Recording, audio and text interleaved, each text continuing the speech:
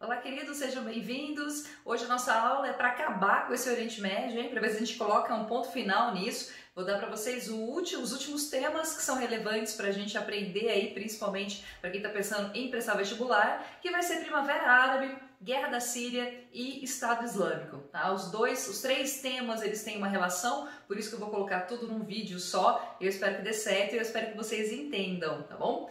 Começando então, gente, a Primavera Árabe ela foi um grande evento que de fato varreu ali vários países árabes, vários países islâmicos. Ele começa na Tunísia e depois ele vai se espalhando por outros países também. Vão ter algumas consequências, em alguns casos, muito violentas, né? Ela vai ter como agravamento ali uma violência de Estado muito grande, uma grande ressurgência das pessoas.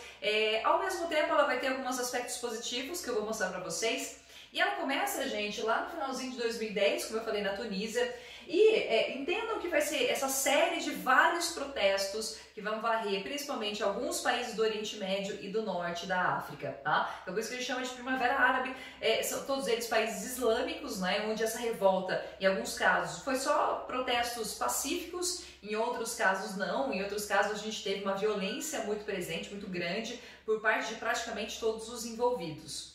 Gente, a Primavera Árabe, muitos vão afirmar que ela tem uma grande relação com as redes sociais, que na verdade ela só aconteceu porque as redes sociais mobilizaram as pessoas. Entendam que as redes sociais, principalmente o Facebook, foi só um meio, tá? Foi só um mecanismo para que a Primavera Árabe atingisse a proporção que ela atingiu. Mas na verdade não foi isso que causou a Primavera Árabe. As revoltas, elas têm um outro pano de fundo, elas têm um outro contexto por trás, um outro motivo. Entendam que grande parte desses países que tiveram a Primavera Árabe, e mesmo alguns que não tiveram, mas de uma forma geral, gente, muitos países africanos, assim como países do Oriente Médio, estão há anos vivendo com regimes ditatoriais e despóticos, né? Regimes que são muito violentos, regimes onde você não tem liberdade de expressão, onde as pessoas não podem se expressar. Mas mais do que isso, tá? Lógico que isso é uma coisa importante, sim, a questão dos governos ditatoriais é algo muito relevante, mas ao mesmo tempo, gente, também são países que são muito pobres. A gente tem uma pobreza extrema em alguns desses países, uma falta de desenvolvimento completo. Você tem pessoas que, uma grande quantidade de pessoas analfabetas, desempregadas, que não tem nem muita opção de onde ou o que fazer, onde trabalhar. São países extremamente também corruptos, tem muita miséria, muita fome. E aí, entendo que o que realmente vai gerar os protestos não é exatamente o Facebook ou mesmo a falta de liberdade de expressão. É importante você ter liberdade de expressão? Com certeza, mas mais importante também é você ter um emprego, é você ter uma condição digna de vida. Então o que realmente vai mexer com a população é isso, é essa situação de pobreza extrema que a maior parte desses habitantes conviviam e queriam sim uma grande transformação que esses governos despóticos que estão ali no poder há anos, alguns deles de fato estão há décadas no poder, eles não davam uma solução para esses problemas, eles não ajudavam a esses países terem um desenvolvimento. E é isso, de fato, que vai gerar a grande revolta da população, tá? A violência, claro, do Estado também é algo muito relevante, tá? De novo, a liberdade de expressão sim é algo relevante, mas o que realmente vai moldar ali essa raiva, essa grave crise social, é a forma como eles estavam sendo tratados há já décadas aí, sem nenhum tipo de condição de desenvolvimento econômico. Muito bem, isso aqui então era o contexto, isso aqui era realmente os motivos. Mas para a gente começar a ter essas revoltas, a gente tem que ter um estopim. O que é o estopim? Estopim sabe quando você está ali com a gasolina e o fósforo numa mão, você está só esperando, sabe? Você está só ali e a hora que você vê o momento certo, você joga os dois. Então, digamos que o momento, realmente o que vai ser o estopim, o início da Primavera Árabe vai ser isso aqui, olha. Vai ser um evento que ocorre na Tunísia. De novo, Tunísia é um país que tinha lá um ditador que estava há décadas no poder, é um país subdesenvolvido, país corrupto. E aí vai acontecer, gente, desse carinha aqui, ó, o Mohamed Bouazizi, claro que tinha que ser o Mohamed, já que a gente está nos países árabes. O Mohamed, gente, ele era um feirante, tá? Ele era um comerciante dessas tipo feira livre, tá? Um trabalhador informal. E ele estava há anos no mesmo ponto e ele tinha que pagar uma espécie de suborno para agentes do governo. Então o governo, alguns agentes ali do governo, como se fossem fiscais do governo, cobravam dele quase sempre uma espécie de suborno e ele pagava, obviamente, até que teve um dia que ele não tinha dinheiro, ele não conseguiu pagar esse suborno. Esses policiais, esses agentes do Estado, destruíram a barraquinha dele, tá? Botaram fogo na barraquinha dele.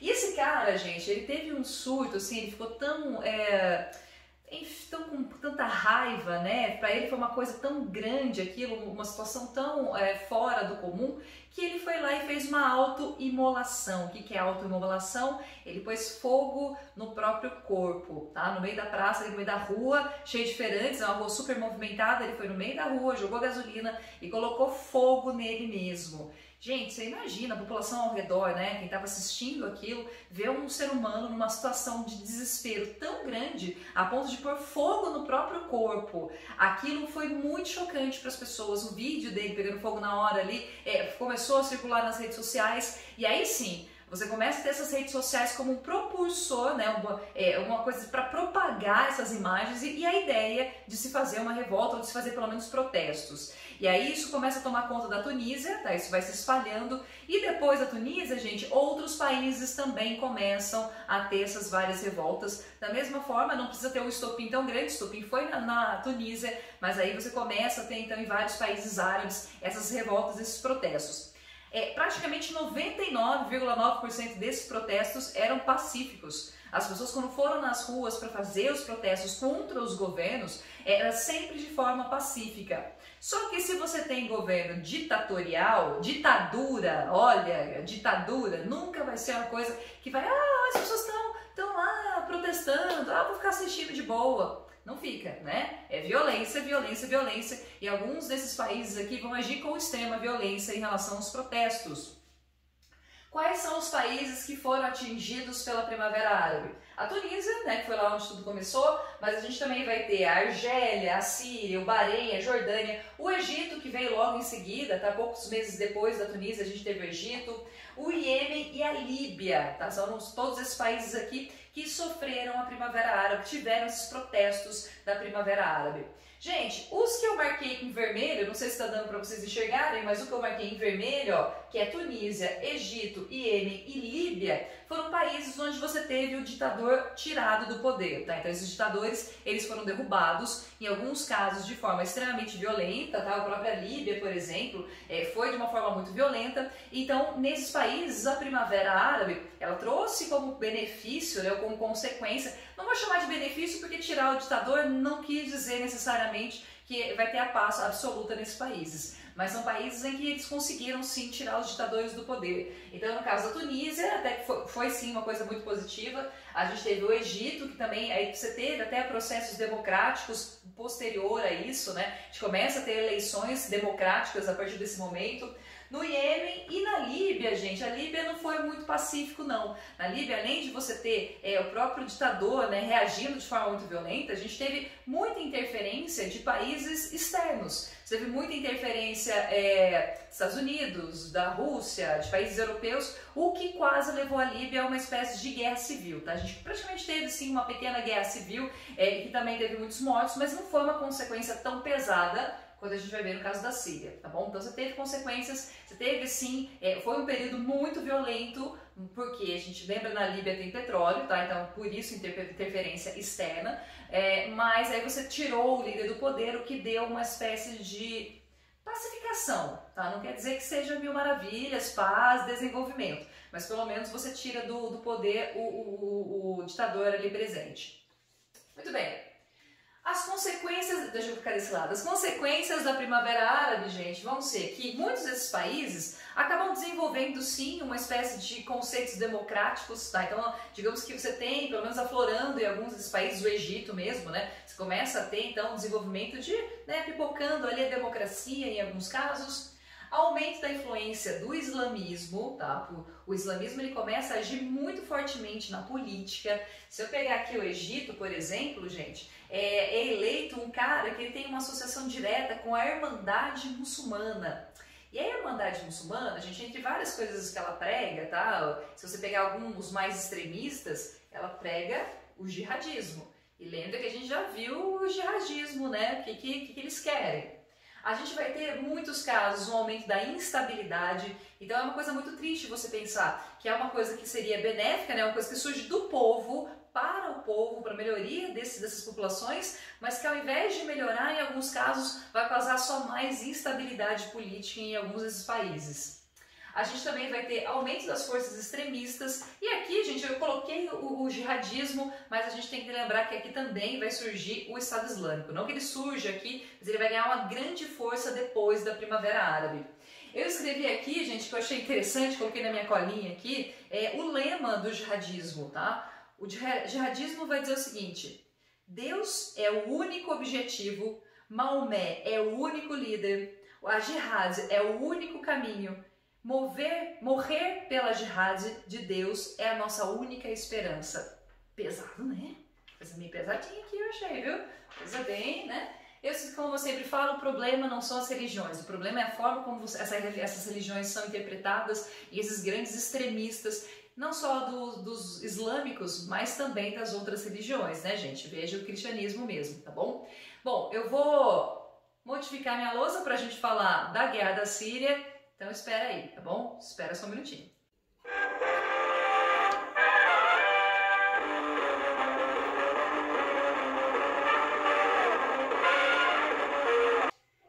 Gente, continuando então, guerra da Síria, tá?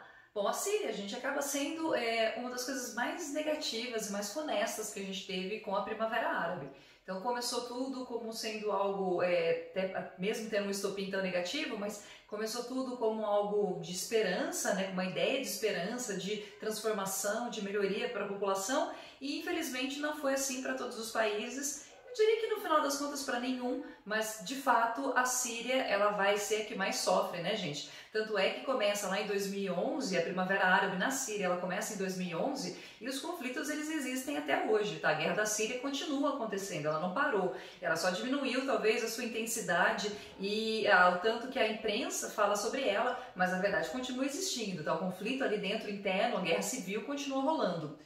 Gente, a guerra civil ela começa primeiro com protestos pacíficos. A Primavera Árabe, em raras exceções, teve violência por parte dos manifestantes. E aí a população ela foi às ruas, ela começa de forma então tranquila. O objetivo era derrubar o ditador que já estava lá há muitos anos, tá, gente? Que é o Bashar al-Assad. E o al-Assad, gente, ele já tinha, na verdade, ele herdou o trono do pai. Então o pai, ele já era ditador, depois ele passou para o filho. E detalhe, que quando o pai do Assad, ele era ditador, ele contava muito com o apoio da Rússia, ou então União Soviética. Ela vai contar com muito apoio da União Soviética durante o período da Guerra Fria, até porque a Síria funcionava como se fosse uma espécie de espiã ali em relação a Israel, sabe? Se enquanto Israel seria mais ou menos um espião americano, a Síria seria o equivalente para a União Soviética.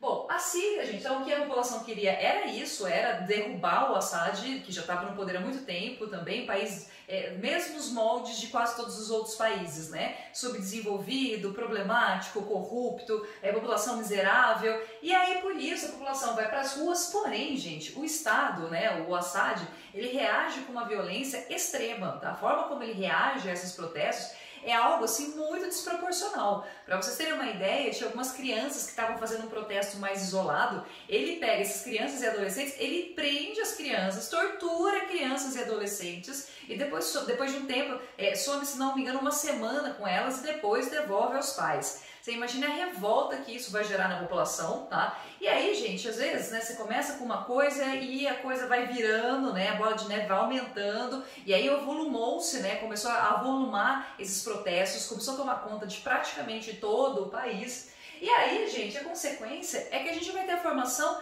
de grupos rebeldes, armados, tá?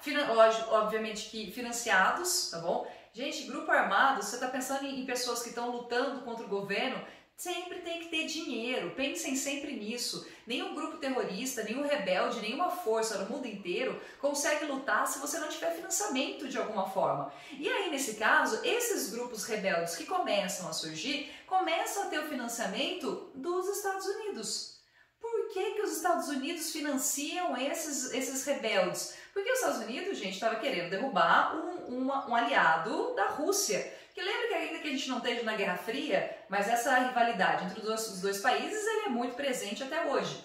Então, os Estados Unidos ajuda, financia esses grupos rebeldes e, por outro lado, a Rússia também vai fazer isso, vai se posicionar ao lado do Assad, já que eles tinham, então, uma aliança que era histórica. Então, ao mesmo tempo que você tem uma guerra interna, né, na verdade o problema era da Síria, só que, de novo, né, interferência de países externos, botando mais lenha na fogueira e ajudando a piorar a situação. Então, a situação, ao invés de se transformar em algo benéfico para a população, vai ser exatamente o contrário, tá? A gente vai ter início de uma das maiores tragédias modernas da atualidade. Alguns comparam, inclusive, por exemplo, o êxodo que a gente teve, né, saída de pessoas da Síria, a algo muito parecido com o que aconteceu na Segunda Guerra Mundial, para vocês terem noção do crime humano, né, dos direitos humanos que a gente teve ali.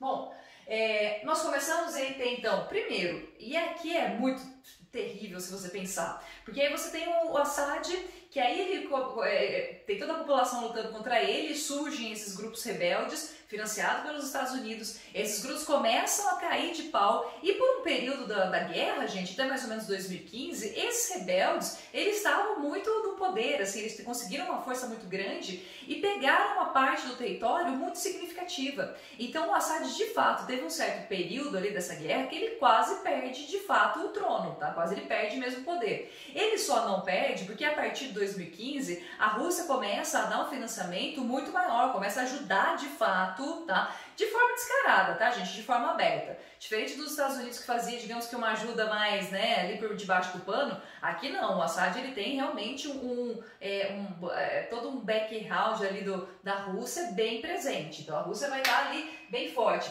Só que aí começa a acontecer uma coisa muito imbecil, porque esses grupos rebeldes, eles começam a lutar entre si. E aí vai ter um período na Síria que aí você vai ter, começa a guerra. Você vai ter o governo Assad com os rebeldes. Só que aí, de repente, esses rebeldes, eles se rebelam entre si, e aí você vai ter a formação de vários grupos rebeldes diferentes que lutam contra o Assad, mas que também começam a lutar entre si.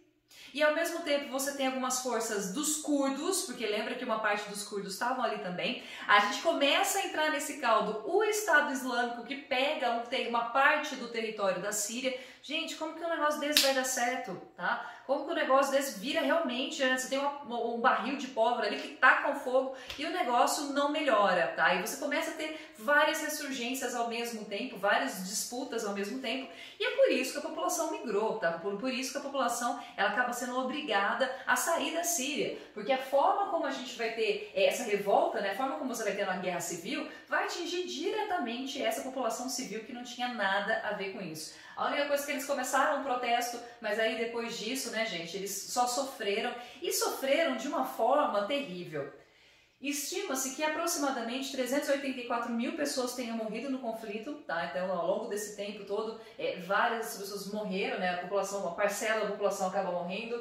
A gente vai ter, um êxodo, quer dizer, uma fuga de cerca de 11 milhões. Gente, 11 milhões de pessoas migraram da Síria. Não é à toa que você começa a ter problemas com migração ou com os refugiados praticamente em toda aquela região, tá? Só lembrando que apesar da Europa ter recebido muitos imigrantes, quem mais recebe esses refugiados, não vou chamar de imigrantes, né? Como eles não migraram porque eles queriam, então eles são refugiados. Esses refugiados, eles ficam muito ali ao redor, tá? Eles não vão todos para a Europa, esses 11 milhões de pessoas não foram para a Europa, muitos ficaram ali na área pedindo refúgio político ali na região dos países vizinhos. Nós vamos ter também uma coisa que foi terrível, o uso de armas químicas. O governo do Assad, ele usou armas químicas várias vezes e vários pontos com civis, e é muita sacanagem de todo mundo, todos os lados, porque os rebeldes, e já acontece em outros lugares também, os rebeldes, eles se escondem nos meios dos civis, lá no meio do civil, por quê? Porque ele acha que aí ele vai estar um pouco mais protegido, que o exército tradicionalmente não ataca os civis. Só que o Assad, gente, não fez isso não. O Assad foi lá e atacou mesmo com a arma química vários pontos que ele acreditava que tinha muitos rebeldes, fez um ataque que matou muitas pessoas, tá? A gente tem algumas imagens aí na internet de crianças sem conseguir respirar, porque teve escolas que foram atacadas, hospitais que foram atacados. Os Estados Unidos, depois de um período ali, principalmente agora mais recente, ele faz ataque com mísseis, então ele também vai acertar civis. Então você tem, de fato, gente, toda uma situação onde a população é a que mais sofre. Então é para você imaginar arma química, né? Estado Islâmico de um lado, rebeldes do outro, o governo do Assad extremamente violento. Então tudo isso, de fato, vai causar uma das maiores tragédias humanitárias dos últimos tempos, tá bom? Terminou a guerra? Não, não terminou a guerra. Ela continua. A diferença é que o governo do Assad agora ele conseguiu muito mais poder com o apoio da Rússia, né, com todo o financiamento da Rússia. Ele consegue retomar lentamente os seus pontos que eles tinham perdido. Atualmente ele já recuperou quase 70% do território. Outra coisa que eu chamo de positivo, né, porque não é... que acaba sendo positivo sim, é que a gente teve a queda muito significativa do Estado Islâmico, que agia ali na porção mais a leste da Síria e que também foi terrível para a população ali local. Então a guerra, assim, ela talvez diminuiu o seu volume, ela tá menos violenta, ela tá mais específica em alguns pontos da Síria? Sim, mas não quer dizer que ela terminou, tá? E não quer dizer que ela não continua sendo muito cruel, principalmente com as pessoas que moram ali, tá certo? Bom, eu acredito que é isso. Se vocês sentirem falta de alguma coisa, se vocês tiverem dúvida de alguma coisa, gente, em relação à Síria, me avisem. Eu vou colocar aí na descrição desse vídeo um link, gente, para um outro vídeo menor que é muito bacaninha, que é em espanhol, mas que ele é muito bacaninha e que ele vai explicar também as questões religiosas que a gente tem na Síria. A questão da Síria está ali num ponto estratégico. O problema da Síria é que não é nem tanto ela ter muito petróleo. Ela tem petróleo, mas ela tem pouco, se comparar com o Iraque, por exemplo. Mas ela está num ponto muito estratégico para a saída desse petróleo para o mar Mediterrâneo. Então eu vou colocar esse vídeo que eu acho que também ele é bem bacaninha para a gente entender algumas situações ali do país. Bom, passamos de guerra da Síria para Estado Islâmico, que também péssimo, né? Péssimo, péssimo, péssimo. A coisa boa, como eu falei, que o Estado Islâmico ele ainda existe, mas ele perdeu muito a sua força, tá? A posição que ele conquistou, os territórios que ele conquistou, de fato, diminuiu bastante. O Estado Islâmico, gente, tem alguns diferenciais se a gente comparar com outros grupos terroristas, o próprio Al-Qaeda, por exemplo. Primeiro que o Estado Islâmico ele deixa muito claro que ele quer um califado, e por isso que ele usa inclusive o termo Estado, porque eles querem a criação de um território, a criação de um país sob as leis islâmicas que fosse presente basicamente em toda a região do Oriente Médio. Então é isso que eles querem. É aí que vem a ideia do califado, tá? O califado, não sei se vocês lembram lá quando a gente viu as religiões, quando eu fiz aquele vídeo das religiões, e eu falei para vocês dos sunitas, aliás, aqui o Estado Islâmico vão ser radicais sunitas, tá? Mais especificamente vão ser wahhabistas, e esses extremistas islâmicos, quando eu dei aquele vídeo, o califado, gente, seria a sucessão do trono depois da morte do Maomé, lá em 600 e alguma coisa depois de Cristo. Depois que o Maomé morre, lembra que os sunistas, eles acreditavam que você tinha que ter uma eleição de quem era o novo califa, ou seja, uma espécie de rei, né, uma espécie de... a pessoa que estaria colocando ali o poder de Alá sobre a terra, e esse califa, ele seria eleito, e ele dominaria, então, um grande território. Então, aí a ideia de califado, tá? E o califa seria o líder do próprio Estado Islâmico, que a gente teve vários já, e eu não vou saber o nome, que é Abdullah e vários desses aí, tá? Então eu não vou falar todos os nomes, que vocês sabem que o meu árabe não é muito bom, tá bom? Se fosse outra língua até vai, mas árabe não é muito bom não. Bom, por que ele cria força? Por que o Estado Islâmico cria força? O que vai fazer ele crescer? Vamos ver um pouquinho, gente, os eventos precursores. Primeiro, queda do Saddam Hussein no Iraque. Por quê? O Estado Islâmico ele está em várias porções ali do Oriente Médio, eu estava, né, até mais ou menos 2015, 2018, ele vai pegar ali uma parte do Iraque e uma parte da Síria. Pega outras porções menores, mas principalmente esses dois países que são vizinhos. Depois que cai o Saddam Hussein, lembra na aula do Iraque que eu falei assim para vocês, olha, o Saddam Hussein, ele era terrível, sim, né, do junto, capeta, mas, de uma certa maneira, ele mantinha uma certa ordem, tá? Quando ele é tirado do poder e depois ele é preso e morto lá em 2006, essa grande região ali do Iraque, gente, principalmente o norte do Iraque, fica sem praticamente ninguém comandar. Fica uma área quase praticamente um vazio de governo. E isso vai dar margem, então, para alguns grupos xiagistas. Além disso, para piorar, para deixar toda essa região aí mais sem governo, mais bagunçado ainda, mais sem ninguém para tomar conta. Você tem a guerra da Síria, que aí deixa toda a Síria praticamente desprotegida, porque você tem os rebeldes lutando com Assad e com eles mesmos. Você tem os protestos da Primavera Árabe, né? Então a população, da origem, aquela coisa toda. A gente tem, gente, o fracasso da guerra ao terror. Vamos lembrar da guerra ao terror. Ela começa quando a gente tem os atentados lá do 11 de setembro. Ok. Aí o George Bush, ele fala assim, não, agora nós vamos ter o eixo do mal, né, os países do eixo do mal, e além disso a gente vai ter uma política americana de ação em todos os países que possam atentar contra os Estados Unidos. Então aí entrou o próprio Iraque. Essa guerra ao terror, gente, o grande problema dele é que ele até vai contra os grupos terroristas, mas ele não combate o que dá origem a esses grupos terroristas, que é justamente a Jihad. Então a forma como eles combateram alguns grupos, eles foram atrás dos líderes, mas eles de maneira nenhuma diminuíram a ideia.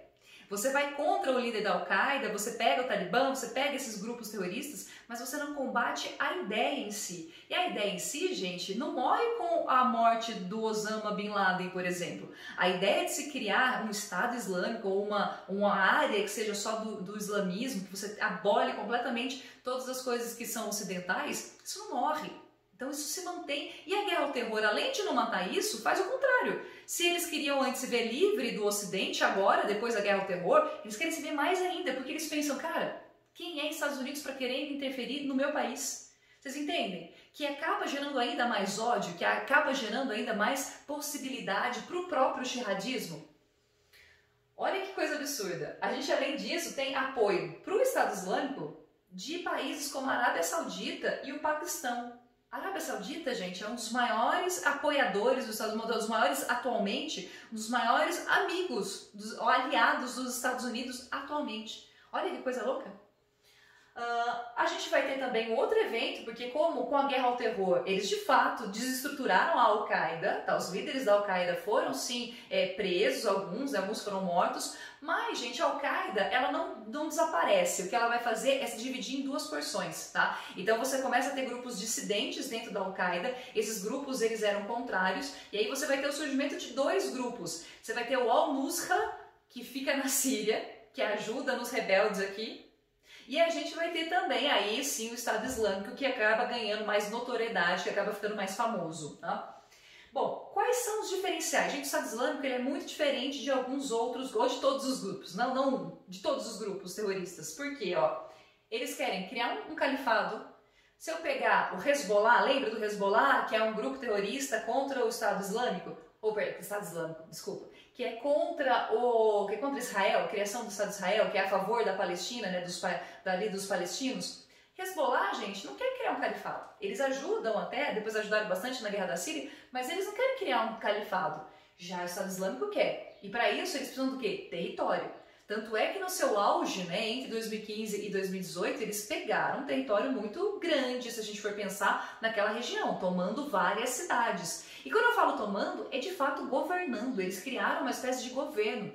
E esse governo, gente, era uma coisa tão impressionante, né? A forma como a organização, uma agenda política, uma agenda econômica. Olha, nós vamos criar um desenvolvimento dessa forma. É loucura, né? Uma coisa muito louca. Eles tinham, gente, uma arrecadação própria.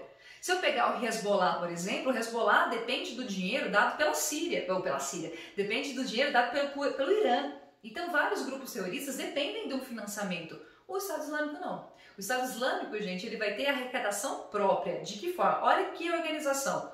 Como eles pegam áreas que têm petróleo, eles tomaram as refinarias de petróleo. Então eles começaram a eles próprios vender petróleo, tá? Eles meio que expulsam as multinacionais e meio que se apropriam dessas refinarias, começam a ganhar dinheiro com petróleo, começam a ganhar dinheiro com impostos, porque se é um governo, né, ainda que não seja oficial, se é um governo, se é um estado, ele tem direito a partir da violência de cobrar impostos dos moradores das cidades, e eles cobravam muito imposto. E para além disso, eles são, claro, né, grupo terrorista, não vou exigir deles nenhum tipo de ética. Eles eles pegam vários materiais arqueológicos. Vocês sabem que ali, né, a gente tem vários sítios arqueológicos. A gente está no Iraque, na Síria, a gente tem restos de Mesopotâmia, a gente tem restos, né, dessas antigas civilizações. E eles pegam esses artefatos e vendem no mercado negro. E isso serve também para arrecadar dinheiro para eles. Gente, eles têm próprio dinheiro, própria forma de financiamento, ou tinham pelo menos. Também tem uma coisa diferenciada que são os estrangeiros. Você tem uma galera de gente de outro país retardado, você está lá no seu país, né? E aí você fala, não, quero fazer parte do Estado Islâmico, eu vou virar agora muçulmano. Até aí tudo bem, você pode virar muçulmano, mas aí você quer ser extremista e fazer parte do Estado Islâmico e matar pessoas. Fala sério, isso não é coisa de retardado isso? Tem brasileiro que foi, viu gente? Não é só outros países não, tem brasileiro, claro, tem brasileiro que entrou no Estado Islâmico, mas a gente também teve casos de americanos, a gente teve casos de europeus que começaram a fazer parte. É outro diferencial, você aceitar esses estrangeiros para fazer parte desse grupo que quer criar um califado islâmico. E a violência extrema. O que vai fazer com que eles sejam de fato conhecidos, gente, é a violência. Esse grupo ele foi extremamente violento de várias formas. E eles prendem pessoas de forma bem indiscriminada, assim. Eles prenderam jornalistas, eles prenderam pessoas ali da população local. E era muito comum castigos físicos, né, sempre em praça pública, que é para realmente chocar as pessoas. E para além disso, você exterminar, você matar as pessoas também, não só em praças públicas, não só em áreas públicas, mas também gravando no meio do deserto, né? Faz gravação no meio do deserto. Se vocês entrar, quem de vocês aí sabe entrar na Deep Web, talvez até encontre alguns desses vídeos. São horríveis, né? Porque são vídeos de decapitação, então eles enterram a pessoa e cortam o pescoço dela, vídeos deles botando fogo nas pessoas em jaulas, vídeo deles afogando os seus prisioneiros, ou mesmo tem um que é muito parecido com o pau de arara aqui no Brasil, né? Que é prender as mãos e os pés, só que ao contrário. Tá? Então você prende as pessoas, deixa ela ali um tempinho para ficar definhando no sol mesmo, e aí depois talvez até põe um foguinho embaixo que é para a pessoa ir assando. Terrível, gente. O Estado Islâmico realmente foi uma coisa péssima. Ela começa a perder força porque aí a gente vai ter os Estados Unidos, principalmente, um pouco da Rússia também, mas mais Estados Unidos, que aí foi a partir de mísseis, né, algumas operações meio secretas, mas eles foram minando as forças desse grupo, e eles de fato foram perdendo as suas forças. Inclusive, é interessante que atualmente eles tinham uma grande região ali no Iraque, né? Tinha uma cidade no Iraque, que era a cidade de Mossul, que era o grande símbolo da dominação do Estado Islâmico, que aliás eles conquistaram Mossul em batalhas épicas assim. Só que aí a guarda agora lá a iraquiana conseguiu retomar Mossul, então eles perdem força, né? Eles vão cada vez mais perdendo territórios. E hoje praticamente não tem tem algumas áreas que eles ainda dominam, mas tudo aquilo que eles dominaram antes foi realmente perdido, ainda bem, tá bom? Ufa! Acho que foi isso. Gente, qualquer coisa, qualquer dúvida, não ficou explicado, ou vocês, professora, você não pode falar de tal coisa, é só vocês me pedirem, tá bom? Que aí eu posso fazer, sei lá, tiro dúvida de vocês de alguma forma, tá bom? Eu vou também colocar, como a gente já terminou esse tema de Oriente Médio, eu vou colocar para vocês também exercícios, tá, gente? Então, muito provavelmente na semana que vem eu não vou postar vídeo porque eu vou deixar vocês fazendo algumas atividades, tá bom? Aí eu coloco na descrição do vídeo, que é para fazer as pessoas assistirem também, tá bom? Um beijo para vocês, boa semana e é isso. Tchau, tchau!